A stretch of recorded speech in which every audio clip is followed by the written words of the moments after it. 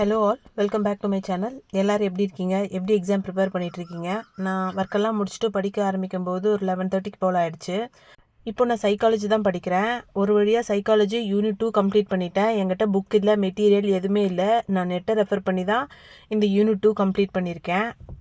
Unit 2 ஃபுல்லாகவே தியரியாக இருந்ததுனால நான் ஒவ்வொன்றையும் நெட்டில் சர்ச் பண்ணி படிச்சுட்டேன். எனக்கு அது ஹெல்ப்ஃபுல்லாக தான் இருந்துச்சு.